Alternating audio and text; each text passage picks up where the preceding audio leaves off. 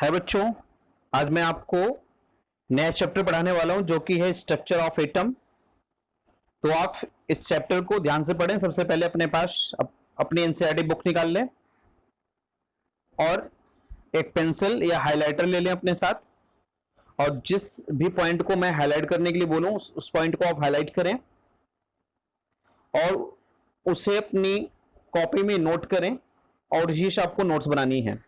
तो मैं आपको एक एक पॉइंट करके एनसीईआरटी की एक लाइन में आपको एक्सप्लेन करने वाला हूं, इसलिए आप ध्यानपूर्वक मेरी बात सुने और जो भी पॉइंट मैं नोट करने के लिए दूं यहां पे हाईलाइट करूं उसे अपनी कॉपी में बुक में हाईलाइट कर लें और कॉपी में नोट कर लें। तो आइए स्टार्ट करते हैं। तो देखिए, सबसे पहले आपको समझा दूं कि यहां पे जैसे कि आपकी बुक में शो कर रहा है कि कह रहा है the existence of atom has been proposed since the time of the early Indian and Greek philosopher. अगर आपसे कभी यह पूछा जाए कि जो केमिस्ट्री है, ठीक है, केमिस्ट्री में जो एटम है, मैटर का बिल्डिंग ब्लॉक एटम होता है, ये कब प्रपोज किया गया था और कौन प्रपोज किया था?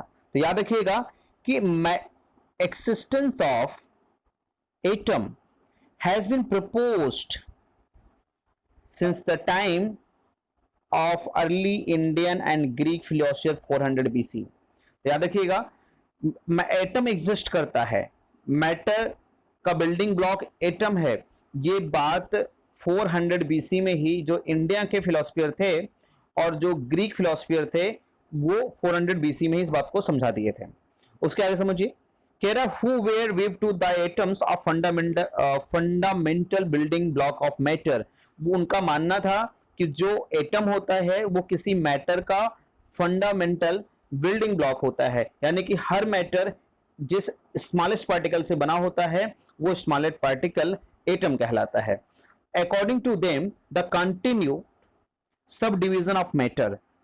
उनका मानना था कि अगर एटम को हम लोग किसी मैटर को हम लोग कंटिन्यूसली क्या करें, ब्रेक करें, यानी कि डिवीजन करना शुरू कर दें, तो would ultimately yield the atom which would not further divided. तो एक समय आपको आएगा कि आपको एटम मिल जाएगा और जो उसके बाद डिवाइड नहीं होगा। इसका मतलब क्या हो गया? इसका मतलब एटम एक ऐसा पार्टिकल है जिसका फर्दर डिवीजन पॉसिबल नहीं है। तो यह देखिए, यहाँ पे एक वर्ड भी यहाँ पे लिख दिया गया है, इसलिए इसका नाम एटम भी रखा गया। एक ऐसा पार्टिकल जो जिसका फर्दर डिवीजन पॉसिबल नहीं है उसी को एटम कहते हैं। और यहाँ पे देखिए समझा भी रहे हैं, द एटम हैज बीन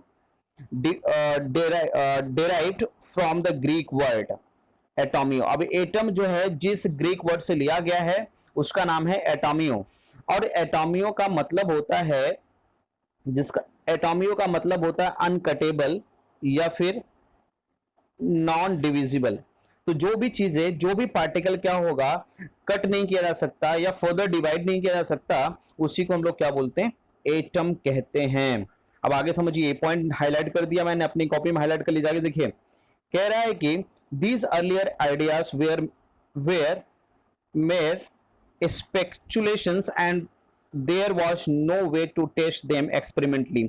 ये आइडियाज केवल ऐसे थियोरेटिकली दे दिए गए थे, इन पे कोई एक्सपेरिमेंट नहीं किया गया था।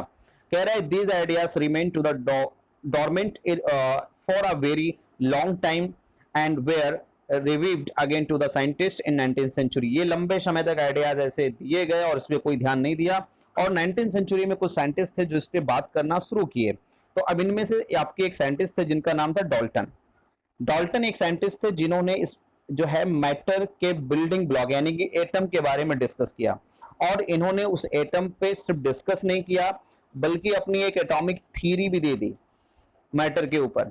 एटॉमिक थ्योरी ऑफ मैटर भी इन्होंने दिया, प्रपोज किया। और ये जो डाल्टन जी हैं ये ब्रिटिश स्कूल के टीचर्स थे 1808 में। और आगे समझिएगा, डाल्टन्स एटॉमिक थ्योरी, इनकी थ्योरी को डाल्टन एटॉमिक थ्योरी कहते हैं। समझिएगा, इनकी एटॉमिक थ्योरी को हम लोग क्या बोलते हैं, डाल्टन एटॉमिक थ्योरी कहते हैं। और ये मानते थे कि एटम क्या है, atom the atom as the ultimate particle of the matter. ये भी ये मानते थे, जैसा 400 बीसी के साइंटिस्ट मानते थे कि एटम एक अल्टीमेट पार्टिकल है किसी मैटर का, यानी कि जब किसी मैटर को हम लोग क्या करते हैं, सब डिवीजन करते हैं, तो अल्टीमेटली एक पार्टिकल मिलता है जिसको हम लोग क्या बोलते हैं, एटम कहते हैं। और ये एटम डिविजिबल नहीं होता है, ये डाल्टन जी भी मानते थे। अब आगे समझिएगा, अब कह रहा है in this unit we will start to with the experimental observation made by the scientist toward the end of the 19th century. तो 19th सेंचुरी में 19th सेंचुरी में जो साइंटिस्ट ने एक्सपेरिमेंट किया, हम यहाँ पे उन चीजों के बारे में पढ़ेंगे, और जो बिगिनिंग ऑफ 20th सेंचुरी में जो रिसर्च हुए उनके पढ़ेंगे। याद रखिएगा, हमें यहाँ पे थोड़ा लिमिटेड स्टडी करने के लिए मिलेगा, तो हम लोग कैसे साइंटिस्ट का रिसर्च पढ़ेंगे, ऐसे रिसर्च जो देखिए यहाँ पे दिया है 19th सेंचुरी का जो रिसर्च है, और ये एंड ऑफ 19th सेंचुरी यानी कि 19th सेंचुरी के एंड में जो रिसर्च हुए थे उनके बारे में पढ़ेंगे, और बिगिनिंग ऑफ 20th सेंचुरी और 20th सेंचुरी की शुरुआत के जो रिसर्च हुए थे उन्हीं को हम यहाँ पे पढ़ने वाले हैं। तो याद रखिएगा, यानी कि जो 20th सेंचुरी के आफ्टर जो रिसर्च हुए हैं वो अभी यहाँ पे नहीं पढ़ने के लिए मिलेंगे आपको। आपको 19th सेंचुरी के एंड से लेकर के 20th सेंचुरी के स्टार्ट तक के सारे रिसर्च यहाँ पे समझाए जाएंगे। कह रहा है कि the atom can be further divided into the subatomic particle, और यहाँ पे जो 19th सेंचुरी का जो साइंस है वो कहता है कि एटम अब फर्दर डिवाइडेड हो चुका था। जब 19 और 20 सेंचुरी के जितने साइंटिस्ट थे वो मानते थे कि एटम को फर्दर डिवाइड किया जा सकता है, और उन्होंने ये भी बताया कि जो है इसको फर्दर डिवीजन करने के बाद जो पार्टिकल मिलेगा, जो पार्टिकल मिलते हैं उसे इलेक्ट्रॉन, प्रोटॉन एंड न्यूट्रॉन्स कहा जाता है। तो जो स्मॉलेस्ट पार्टिकल मिलता है एटम को डिवाइड करने के बाद, वो पार्टिकल जो है इलेक्ट्रॉन, प्रोटॉन, न्यूट्रॉन कह सकते हैं। तो कह सकते हैं एटम कैन बी, अब देखिएगा यहाँ पे कह सकते हैं atom can be further divided into the subatomic particle that is electron, proton and neutron. ये पॉइंट आप नोट कर लीजिएगा कॉपी में। कह रहा था concept of very different from to the Dalton's, और ये जो साइंटिस्ट जो 19th सेंचुरी वाले साइंटिस्ट थे इन्होंने जो कंसेप्ट दिया, इनका कंसेप्ट बिल्कुल डाल्टन के कंसेप्ट से अलग था, यानी कि क्योंकि डाल्टन का मानना था एटम डिवाइड नहीं हो सकता, जबकि 19th सेंचुरी के और जो है 20th सेंचुरी के बिगनिंग वाले जो साइंटिस्ट थे वो ही मानते थे कि एटम डिवाइड हो सकता है, और इलेक्ट्रॉन, प्रोटॉन, न्यूट्रॉन उसी के पार्टिकल्स हैं। The major problem of before to the scientist of that affair. अब यहाँ पे देखिए ये क्वेश्चंस आप पढ़ लीजिएगा यहाँ पे, ठीक है, हम आगे डिस्कस करते हैं। देखिए तो अब आता है हमारा कि जो है एटम अगर डिविजिबल है, अगर एटम को डिवाइड किया जा सकता है, तो जो एटम डिवाइड होता है तो उससे छोटे छोटे जो पार्टिकल मिलते हैं उसे सब एटॉमिक पार्टिकल कहा जाता है। एटम को डिवाइड करने के बाद जो पार्टिकल मिलता है उसे ही हम क्या बोलते हैं, सब एटॉमिक पार्टिकल कहते हैं। Dalton atomic theory was able to explain the law of conservation of mass। जो डाल्टन की जो थ्योरी थी बेटा वो लॉ कंजर्वेशन ऑफ मास को एक्सप्लेन करती है, लॉ ऑफ कांस्टेंट कंपोजिशन को एक्सप्लेन करती है, लॉ ऑफ मल्टीपल प्रोपोर्शंस को बहुत अच्छे से एक्सप्लेन कर सकती है, लेकिन it fail to the explain of the result mainly to experiment। for the example of it was known that of the substance like the glass ebonite were rubbed with the silk or the fur generate to the electricity। अब Dalton के concept से आप जो है जो chemical combinations के law हैं उनको बहुत अच्छे से समझ सकते हैं, नो डाउट। लेकिन पता है आपको कि डाल्टन एक जगह फेल हो गए ये समझाने में कि एटम को फर्दर डिवाइड किया जा सकता है कि नहीं, क्योंकि ये फेल कैसे हुए थे आपको बता दूं कि it was known that of the substance like glass. अगर किसी ग्लास को आप जानते हैं, किसी ग्लास को या फिर किसी एबोनाइट की रॉड को आप क्या करें, किसी सिल्क पे या क्या करें, फर पे आप क्या करें उसको रगड़ें तो वो इलेक्ट्रिसिटी जनरेट हो जाती है। आप देखे होंगे कभी कभी आप लोग स्केल से भी हेयर पे रब करके आपने देखा होगा कि पेपर को क्या करता है, अट्रैक्ट कर लेता है। तो अब सवाल ये उठ गया, साइंटिस्ट जो नए साइंटिस्ट थे उनके दिमाग में आया कि ये अगर हम किसी ग्लास को किसी सिल्क पे रब करते हैं तो उसमें इलेक्ट्रिसिटी क्यों जनरेट हो जाती है, इसका क्या रीजन है। अब आपको आज जो आप लोग फिजिक्स के जो बच्चे हैं उनको पता होगा, फिजिक्स पढ़ते होंगे, आपको पता होगा इलेक्ट्रिसिटी कैसे जनरेट होती है। तो आपको अच्छे से पता होगा इलेक्ट्रिसिटी जनरेट होती है due to the transfer of electron. Electron के मूवमेंट की वजह से इलेक्ट्रिसिटी जनरेट होती है। इसका मतलब है कि मैटर के अंदर जो एटम है, एटम के अंदर कोई ना कोई पार्टिकल है जिसकी वजह से इलेक्ट्रिक जनरेट हो रही है। बस यही कारण था डाल्टन का एटॉमिक मॉडल फ्लॉप होने का। तो अब देखिए the many different of kind of the subatomic particles were discovered in the 20th century. कह रहा है 20th सेंचुरी में जो है बहुत नए नए पार्टिकल डिस्कवर हुए। कह रहा है in this section will start to the two particles of the namely electron and proton. Particles तो यहाँ पे कई पार्टिकल डिस्कवर हुए थे, लेकिन मेनली यहाँ पे हम दो तरह के पार्टिकल्स के बारे में स्टडी करने वाले हैं। तो ये है इलेक्ट्रॉन एंड प्रोटॉन। वैसे तो हम न्यूट्रॉन के बारे में भी यहाँ पे थोड़ी बहुत बातें करेंगे, लेकिन सब डीपली जो हम लोग बात करेंगे वो होगा इलेक्ट्रॉन और प्रोटॉन के बारे में। आगे बढ़ते हैं तो आता है हमारा डिस्कवरी ऑफ इलेक्ट्रॉन। इलेक्ट्रॉन की डिस्कवरी कैसे हुई जरा समझिएगा।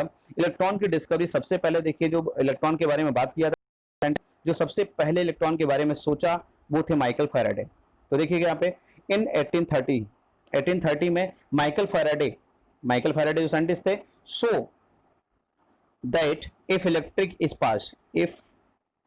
Is pass through the solution, इन्होंने कहा कि अगर किसी भी इलेक्ट्रिसिटी को हम लोग सॉल्यूशन से पास करें तो केमिकल रिएक्शन स्टार्ट हो जाता है। क्या स्टार्ट हो जाता है? Chemical reaction. और कहाँ पे स्टार्ट होता है? At the electrode. तो ये पॉइंट ध्यान दीजिएगा। इन्होंने कहा कि जब किसी भी सॉल्यूशन से इलेक्ट्रिसिटी पास किया जाता है तो क्या हो जाता है, वहां पे जो है केमिकल रिएक्शन शुरू हो जाता है। आप बेटा देखिए इस बात को ऐसे कह रहे हैं कि जैसे मान लीजिए आपके पास एक कंटेनर है, ठीक है, इसमें सॉल्यूशन भरा हुआ है, यहाँ पे सॉल्यूशन भरा है। अगर आप क्या करें, यहाँ पे इलेक्ट्रोड लगा दें और इस इलेक्ट्रोड को जो है किसी सोर्स ऑफ करंट से जोड़ दें, ठीक है, सोर्स ऑफ करंट से आप जोड़ दें यहाँ पे, तो क्या होगा कि यहाँ पे जो है, यहाँ पे जो भी केमिकल, जो भी सॉल्यूशन रखा होगा वो इस इलेक्ट्रोड पे, ये जो इलेक्ट्रोड होंगे, अगर ये मान लीजिए पॉजिटिव और ये नेगेटिव इलेक्ट्रोड है, तो इन पे केमिकल रिएक्शन करना शुरू कर देता है। ऐसा फैराडे जी कहते हैं। फैराडे जी कहते हैं कि जो है कि अगर आप क्या करें, किसी सॉल्यूशन में इलेक्ट्रिसिटी फ्लो करेंगे तो केमिकल रिएक्शन इलेक्ट्रोड पे स्टार्ट हो जाता है, which result in the liberation of deposit of the matters. अब इसमें क्या होता है, जब कोई भी केमिकल रिएक्शन होता है तो केमिकल रिएक्शन में क्या हो जाएगा कि कुछ मैटर क्या होंगे, किसी इलेक्ट्रोड पे डिपॉजिट हो जाएंगे और कुछ जो है लिबरेट कर जाएंगे, यानी कि गैस बन के रिलीज हो जाते हैं, which result to the liberation of the deposition of matter electrode. ठीक है, कह रहा है in the formulated certain law to you will study in the class 12th में। देखिए जो माइकल फैराडे जी हैं बड़े इंपॉर्टेंट साइंटिस्ट है। फिलहाल अभी जो करंट ईयर में जो आपका क्लास 12th है उससे फैराडे के कंसेप्ट को हटा दिया गया है, लेकिन आप हो सकता है कि नेक्स्ट ईयर में आपको पढ़ने के लिए मिले, क्योंकि इससे इस साल के पैंडेमिक की वजह से इसको रिड्यूस किया गया है, तो आपको नेक्स्ट ईयर में पढ़ने के लिए क्लास 12th में मिल सकता है। फैराडे के 2 law, Faraday first law, Faraday second law, ये क्लास 12th में आपको पढ़ने के लिए मिलेंगे। The result of the suggestion that of the particles nature of the electricity. अब ये 30 रिजल्ट, अब इन्होंने क्या किया था, इस एक्सपेरिमेंट से, जो एक्सपेरिमेंट था, इस एक्सपेरिमेंट से इन्होंने सजेस्ट किया कि the particles nature of the electricity जो होती है वो एक पार्टिकल नेचर की होती है। इलेक्ट्रिसिटी क्या है, एक पार्टिकल नेचर की है, ये इन्होंने अपने एक्सपेरिमेंट से सजेस्ट किया। अब देखिए कह रहा है an insight into the structure of atom was the obtained atom from to the experiment on electric discharge through the gas. अब इन्होंने क्या, देखिए इसके पहले क्या किया था एक्सपेरिमेंट में, इन्होंने सॉल्यूशन में इलेक्ट्रिक पास किया था। अब ये एक नया रिसर्च कर रहे हैं, कह रहा है कि inside into the structure of atom was obtained from the experiment on electric discharge. अब इन्होंने इलेक्ट्रिक डिस्चार्ज किया था, फिर से इलेक्ट्रिक डिस्चार्ज किया, लेकिन अब इलेक्ट्रिक डिस्चार्ज गैस में कर रहे हैं। इसके पहले कहाँ किए थे, सॉल्यूशन में। तो अब इन्होंने एक एक्सपेरिमेंट और कर लिया, उसमें इलेक्ट्रिक को डिस्चार्ज किया, इलेक्ट्रिक को फ्लो किया, किसमें, गैस में फ्लो किया। Before the discuss to the this result up to the need keep the mind the basis result. अब देखिए कह रहे हैं कि ये जो एक्सपेरिमेंट था इनका डाल्टन जी सॉरी माफ कीजिएगा, जो हमारा माइकल फैराडे का जो एक्सपेरिमेंट है, इस एक्सपेरिमेंट को समझने के पहले आपको एक बात याद रखनी चाहिए, like charge repels each other and unlike charge attract each other. बेटा ये पॉइंट आप याद रखिए, बहुत काम का है। आपको पता होगा कि अगर प्लस प्लस है तो इनमें रिपल्शन होगा, माइनस माइनस है तो इसमें रिपल्शन होगा, लेकिन अगर प्लस माइनस है तो इसमें क्या होगा, अट्रैक्शन। तो यही बात कह रहा है कि आपका देखिए लाइक चार्जेस अगर हैं तो उनमें रिपल्शन होगा, एंड अनलाइक चार्जेस मतलब डिफरेंट चार्ज है तो अट्रैक्शन होगा, ये बात याद रखिएगा। चलिए अब हम लोग स्टार्ट करते हैं कि जो इलेक्ट्रिसिटी डिस्चार्ज की गई थी गैस में, इसी के बारे में हम लोग जो है आगे समझते हैं। अब देखिए कह रहा है इन मिड ऑफ द 1850 यानी कि 19th सेंचुरी के बीच में, ये 19th सेंचुरी का बीच का टाइम था। Many scientist of the mainly the Faraday, खास करके बहुत से साइंटिस्ट ने रिसर्च किया, उसमें से फैराडे एक खास साइंटिस्ट थे। कह रहा है study the electric discharge in the partially evacuated tube. इन्होंने क्या किया था, इलेक्ट्रिक को डिस्चार्ज किया था। फैराडे ने क्या किया, इलेक्ट्रिक डिस्चार्ज कराया in the partially evacuated tube, यानी कि इवैक्यूट करना मतलब जो है एयर को बाहर निकाल देना, लेकिन इन्होंने कंप्लीटली एयर को बाहर नहीं निकाला, उसमें थोड़ी सी एयर रहने दी, यानी कि एयर का प्रेशर सिर्फ कम कर दिया, कुछ न कुछ एयर उसके अंदर प्रेजेंट थी। और इसका मतलब है कि इलेक्ट्रिक को डिस्चार्ज, इलेक्ट्रिक जो था वो पार्सली इवैक्यूएटेड ट्यूब में जो है डिस्चार्ज किया था। कौन किया था, माइकल फैराडे ने किया था। इस एक्सपेरिमेंट को कह रहा है the known as the cathode ray discharge tube, एक ऐसा ट्यूब जिसके अंदर जो है पार्सली इवैक्यूएटेड ट्यूब जो होता है, जो इसमें पार्शियल प्रेशर पे गैस भरी रहती है, उसी को हम लोग क्या बोलते हैं, cathode ray discharge tube, CRT, cathode ray discharge tube. जरा समझिएगा, इट डिपिक्टेड इन फिगर। अब देखिए आगे मैं फिगर में आपको समझाने वाला हूँ। आप cathode rays tube, cathode rays tube, अब देखिए कैथोड रेस ट्यूब जो आपकी होती है, ये जो कैथोड रेस ट्यूब आप देख रहे हैं, ये किस चीज की बनी होती है? कैथोड रेस ट्यूब जो होती है आपकी एक ग्लास की बनी होती है, और इसके अंदर देखिए यहाँ पे इसके अंदर दो पतली प्लेटें लगी रहती हैं, किसकी? मेटल की। और इसी प्लेट को हम लोग क्या बोलते हैं? इलेक्ट्रोड कहते हैं। डिस्चार्ज, एक आपका ग्लास ट्यूब होगा, उसके अंदर क्या बना रहेगा? ये इसके अंदर दो मेटल की पीसेस लगी रहेंगी, किसी भी मेटल की पीसेस हो सकती हैं, मेटल की पीसेस लगी रहेंगी, वो उसी को इलेक्ट्रोड कहते हैं। इसका मतलब इलेक्ट्रोड क्या होता है?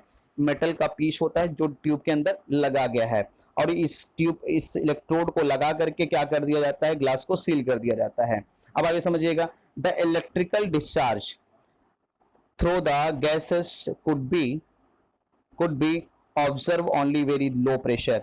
कह रहा है इलेक्ट्रिक जो डिस्चार्ज हो रहा था वो सिर्फ ऑब्जर्व किया गया एट लो प्रेशर, यानी कि हाई प्रेशर पे इलेक्ट्रिक डिस्चार्ज नहीं होता। माइकल फैराडे कहते हैं कि इलेक्ट्रिक डिस्चार्ज केवल केवल जो है लो प्रेशर पे होता है, यानी कि हाई प्रेशर पे इलेक्ट्रिक कंडक्ट नहीं होती, इलेक्ट्रिक डिस्चार्ज नहीं होती। आगे समझिएगा, हाई प्रेशर पे इलेक्ट्रिक डिस्चार्ज नहीं होगा। आगे समझिए बेटा।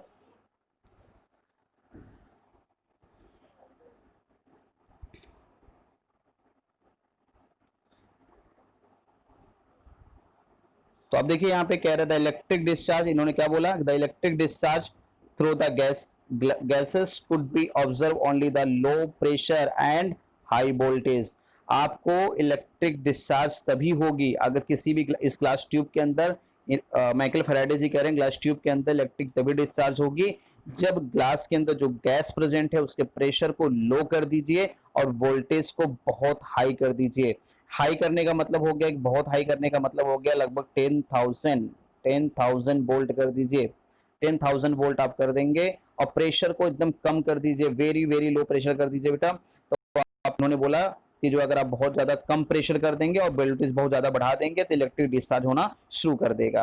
कह रहा है the pressure of the different gases could be adjust to the by evacuations. कह रहा है कि अगर मान लीजिए कोई गैस प्रेजेंट है, उसके प्रेशर को कम ज्यादा करना है तो आप उसको क्या कर दीजिए? इवैक्यूएट कर दीजिए। वैक्यूम पंप का यूज किया जाता है। When sufficient high voltage is applied across to the electrode the current start flowing. कह रहे हैं कि अगर आप क्या करेंगे? प्रेशर को लो कर देंगे, अगर आपने हाई वोल्टेज करंट जो है अप्लाइड कर दिया है अक्रॉस टू द इलेक्ट्रोड, जब हाई वोल्टेज करंट जो है इलेक्ट्रोडों के बीच में पास किया गया तो देखा गया कि करंट जो है उसका फ्लो शुरू हो गया। लेकिन याद रखिएगा कि जो है कि करंट तभी फ्लो होगा जब वोल्टेज बहुत हाई होगा और प्रेशर बहुत लो होगा। इस बात को फिर से दिमाग में बैठा लीजिए। Current start flow only when pressure of the gas is very low and current is very high। बहुत हाई करंट फ्लो होगा और वेरी लो प्रेशर रहेगा तभी इलेक्ट्रिक डिस्चार्ज होगी, यानी कि करंट फ्लो करना स्टार्ट करेगा। आगे समझिए बेटा, अब आप इस बात को आगे समझते रहिए।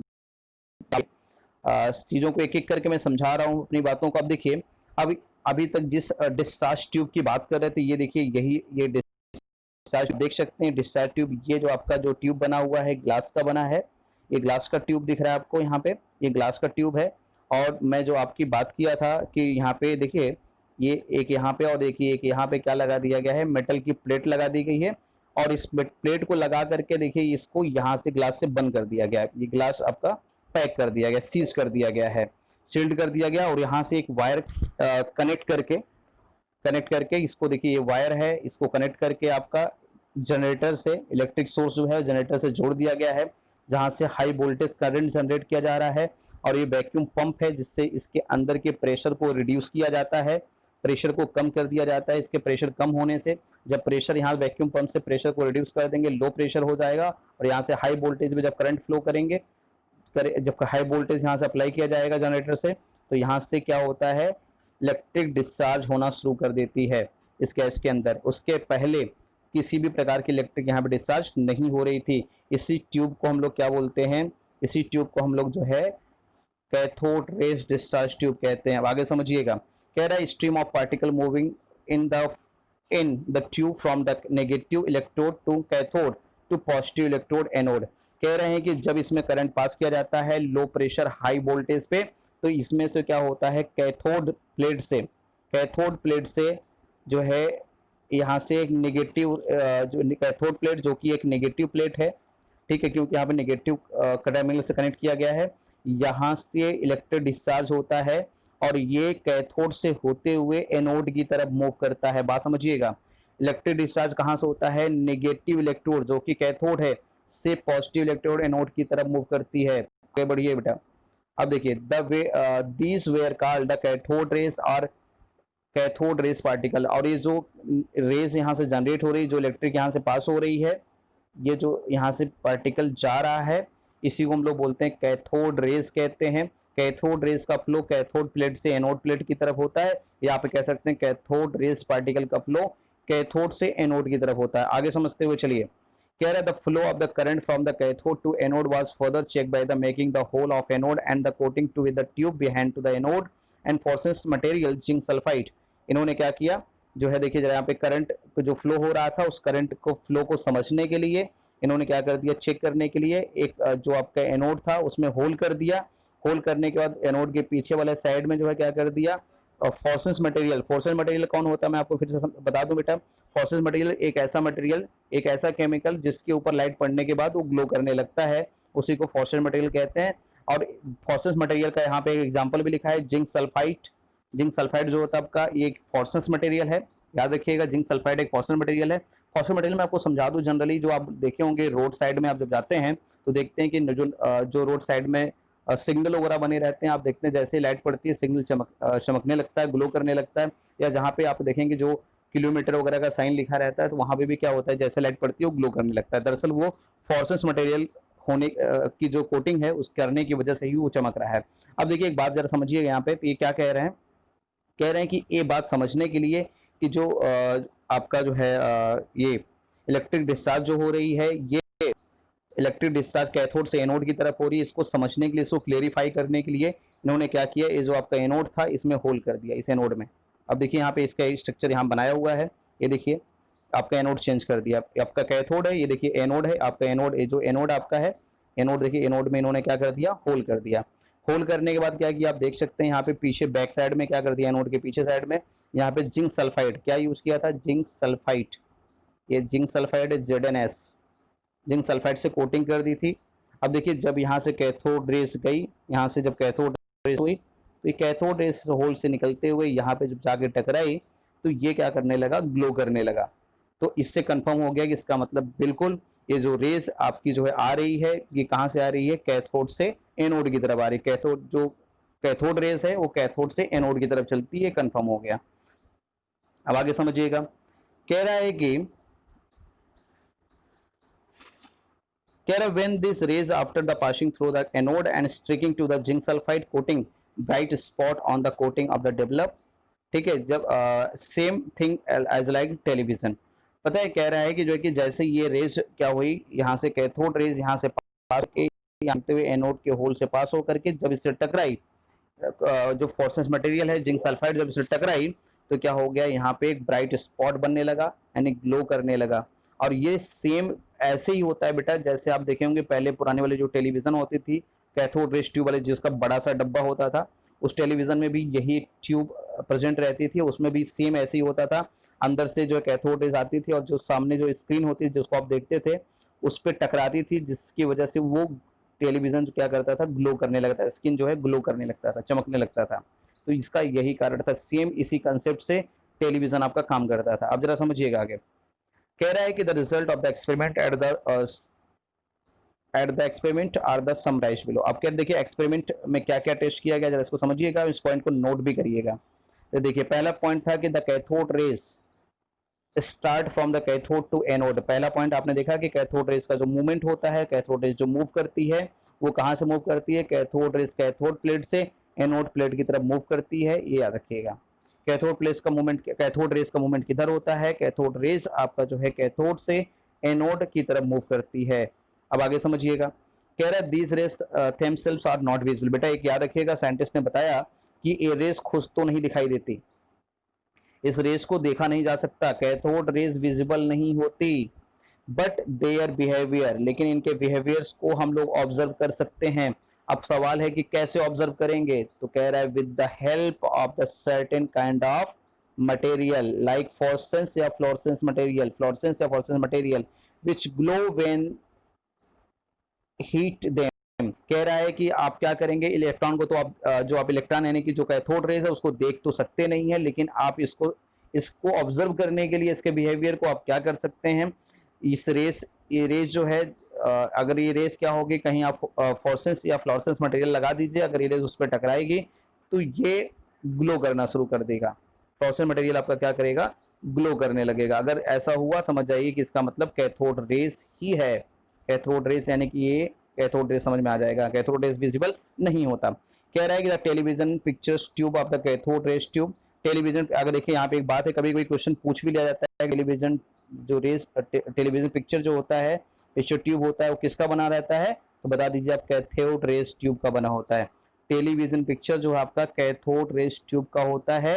And television picture result due to the, और जो टेलीविजन में आप जो कुछ भी देख पाते हैं स्क्रीन पे, वो किसकी वजह से दिखाई देता है, क्योंकि अंदर कैथोड रेस जनरेट की जाती है, और जो कुछ आप देख रहे हैं वहां पे आकर के स्क्रीन पे वो रेस टकराती है, फ्लोरेसेंस मटेरियल उस पर लगे रहते हैं स्क्रीन पे, उस पर आगे टकराती है, जो टेलीविजन की स्क्रीन होती है उस पर टकराती है, और स्क्रीन पे क्या होती है, ग्लो करना शुरू कर देता है, फ्लोरेसेंस मटेरियल लगा रहता है स्क्रीन पे और उस पर टकराते क्या करता है, ग्लो करने लगता है। तो ये देखिए आपको काफी चीजें आपके डेली लाइफ से रिलेटेड भी चीजें मिल रही हैं आपके यहाँ पे, घर से आसपास से एग्जाम्पल भी दिया गया, बहुत अच्छा एग्जाम्पल इंसर्टेड इंक्लूड किया है यहाँ पे।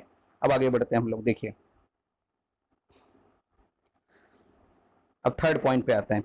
In the absence of electric and magnetic field these raise travel in the straight line. कह रहा है कि अगर मान इलेक्ट्रिक और मैग्नेटिक फील्ड दोनों प्रेजेंट नहीं है, यानी कि without in absence of electric and magnetic field, कह रहा है कि ये रेज जो है स्ट्रेट लाइन में ट्रेवल करती है, यानी कि सेम जो बिहेवियर लाइट रेस का होता है वही बिहेवियर इलेक्ट्रॉन भी करता है। ठीक है, इलेक्ट्रॉन यानी कि कैथोड रेस स्ट्रेट लाइन में मूव करता है। अब आगे समझिएगा, in the presence of electric and magnetic field, लेकिन अगर इलेक्ट्रिक फील्ड या मैग्नेटिक फील्ड प्रेजेंस हो जाए, कह रहा है the behaviour of cathode rays are the similar to the aspect to the negatively charge particle. कह रहा है कि अगर जो है कैथोड रेस के बिहेवियर को समझना है इन इलेक्ट्रिक एंड मैग्नेटिक फील्ड में, तो जब साइंटिस्ट ने क्या किया, जब इलेक्ट्रिक और मैग्नेटिक फील्ड अप्लाई किया तो इन्होंने देखा कि कैथोड रेस का जो बिहेवियर था सेम वैसे ही था जैसे कोई भी नेगेटिव चार्ज पार्टिकल जिस तरह का बिहेवियर करता है, वैसा ही बिहेवियर जो है कैथोड रेस करती है। तब साइंटिस्ट ने इन सब चीजों को देखने के बाद उन्होंने सजेस्ट कर दिया कि the cathode rays consist of negative charge particle. तो ये मान लिया गया कि कैथोड रेज एक नेगेटिव चार्ज पार्टिकल है, क्योंकि इसका बिहेवियर सेम जो है नेगेटिव पार्टिकल्स की तरह बिहेवियर है, इसलिए इसको नेगेटिव चार्ज पार्टिकल कहा जाता है। और नेगेटिव चार्ज पार्टिकल का साथ साथ इसका नाम बदल के रख दिया गया इलेक्ट्रॉन, तब से ही इसको इलेक्ट्रॉन कहा जाने लगा।